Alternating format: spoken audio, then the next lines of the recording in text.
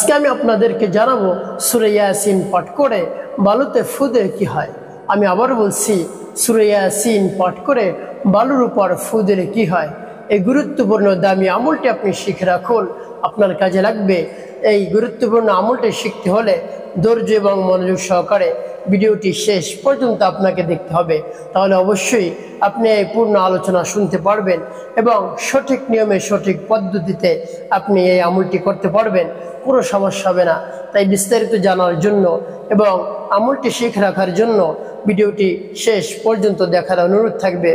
এবং কিভাবে আপনি এই আমলটি করবেন, কোন নিয়মে করবেন, কোন সময় আপনি করবেন, আমি শুরু থেকে শেষ পর্যন্ত একেবারে সহজে বিস্তারিতভাবে আপনাদেরকে বলে দেব। আপনি একেবারে সহজেই এই আমলটি করতে পারবেন, কোনো কষ্ট আপনার হবে না, কোনো টাকা পয়সা আপনার খরচ করতে হবে না এই আমলটি করার ক্ষেত্রে। তবে একটু সময় আপনাকে ব্যয় করতে হবে। আপনি একটু সময় নিয়ে এই আমলটি করবেন, আপনি অনেক উপকৃত হতে পারবেন। তাই সম্মানিত আমার মা বোনেরা, আমার মুসলিম ভাইয়েরা, এই আমলটি আপনি কখন করবেন? এই আমলটি আপনি ফজরের নামাজের পর করবেন। তার কারণ সেই সময় আপনার মন ফ্রেশ থাকে। ফ্রেশ মন নিয়ে যদি আপনি ইবাদত করতে পারেন, আমল করতে পারেন, সেই আমল মহান রব্বুল আলামিন কিন্তু কবুল করে নেন। সেই আমল অগ্রাহ্য হয় না, আল্লাহ রব্বুল আলামিন গ্রহণ করে নেন। এই জন্য আপনি ফ্রেশ মন নিয়ে এবং স্থিরতার সাথে এবং আপনার মনকে স্থির করে আমল শুরু করে দিবেন, তাহলে সে আমল করে আপনি অনেক দ্রুত আপনি ফলাফল পেয়ে যাবেন। তো আপনি ধরে নিন আপনি ফজরের নামাজ জামাতের সাথে আদায় করেছেন, তারপরে আপনার কাছে কোন জিনিস রাখতে হবে এই আমলটি করার ক্ষেত্রে?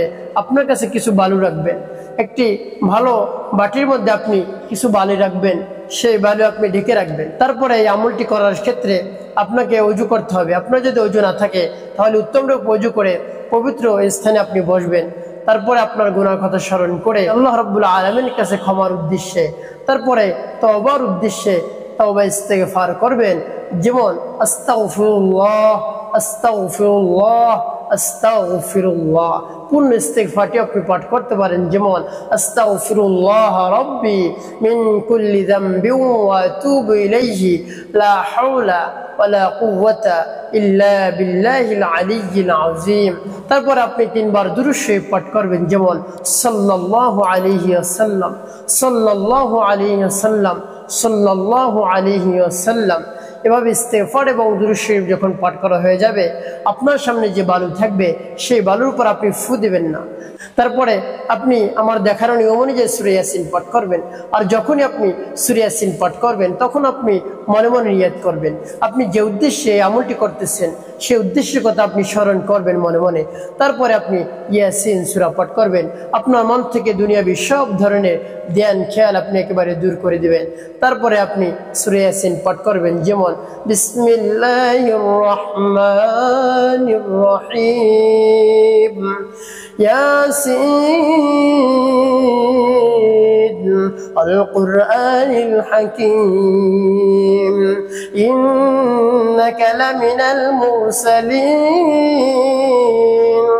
আলা সিরাতিন মুস্তাকিম তানজিলাল আজিজির রহিম লিতুনযিরা কওমান মা উনযিরা আবাউহুম لتنذر قوما ما أنذر آباؤهم فهم غافلون لقد حق القول على أكثرهم فهم لا يؤمنون إنا جعلنا في أعناقهم أغلالا فهي إلى الأذقان فهم مقمحون وجعلنا من بين أيديهم سدا ومن خلفهم سدا فأغشيناهم فهم لا يبصرون سواء عليهم أنذرتهم أم لم تنذرهم لا يؤمنون إنما تنذر من اتبع الذكر وخشي الرحمن بالغيب فبشره بمغفرة وأجر كريم إنا نحن نحيي الموتى ونكتب ما قدموا وآثارهم وكل شيء أحصيناه في إمام মুবিন। এভাবে সূরা ইয়াসিন এই পর্যন্ত আপনি পাঠ করবেন। যখন সূরা ইয়াসিন প্রথম মুবিন পাঠ করা হয়ে যাবে, তারপরে আপনার সামনে যে বালু থাকবে সেই বালুর মধ্যে আপনি এভাবে একটি ফু দিয়ে দেবেন। তারপরে আপনি আবারও পাঠ করবেন। এভাবে আবারও পাঠ করে আবারও একটি ফু বালির মধ্যে দিয়ে দেবেন। তো সম্মানিত আমার মা বোনের, আমার মুসলিম ভাইয়েরা, এভাবে কয়বার আপনি সূরা ইয়াসিন পাঠ করবেন? 7 বার সূরা ইয়াসিন এই পর্যন্ত পাঠ করে 7টি ফু বালুর মধ্যে আপনি দিয়ে দিবেন। তারপরে যখন 7টি ফু দেওয়া হয়ে যাবে, সর্বশেষ আপনি 3 বার দুরূদ ইব্রাহিম পাঠ করবেন, যেমন আল্লাহুম্মা সাল্লি আলা মুহাম্মাদ ওয়া আলা আলি মুহাম্মাদ কামা সাল্লাইতা আলা ইব্রাহিম ওয়া আলা আলি ইব্রাহিম ইন্নাকা হামিদুম মাজিদ আল্লাহুম্মা বারিক আলা মুহাম্মাদ ওয়া আলা আলি মুহাম্মাদ কামা বারাকতা আলা ইব্রাহিম ওয়া আলা আলি ইব্রাহিম ইন্নাকা হামিদুম মাজিদ। এভাবে যখন দুরূদ শরীফ পাঠ করা হয়ে যাবে, বালুর মধ্যে আরো 2টি ফু আপনি দিয়ে দিবেন।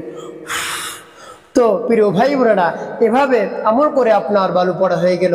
এই বালু দিয়ে আপনি কি করবেন বা কেনই আপনি এত কষ্ট করে আমলটি করলেন? এই বালু পড়া আপনি কি করবেন, কেমন করে ব্যবহার করবেন? রাত্র যখন গভীর হয়ে যাবে, গভীর রাতে আপনি এই বালুগুলো আগুনের মধ্যে নিক্ষেপ করবেন।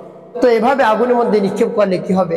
আপনার যদি শত্রু থাকে, আপনার জানের শত্রু, আপনার মানের শত্রু, আপনার সন্তানের শত্রু, আপনার সম্পদের শত্রু, কোটি কোটি টাকা আপনার নষ্ট করে দিচ্ছে, তো সেই শত্রু যদি আপনার থাকে, আপনার সম্মান নষ্ট করছে, এভাবে যদি আপনার শত্রু থাকে, কোনোভাবে আপনার শত্রু আপনাকে উপরে উঠতে দিচ্ছে না, তো সেই শত্রুকে দমন করার জন্য, চিরতরে দমন করার জন্য এভাবে আপনি আমল করবেন।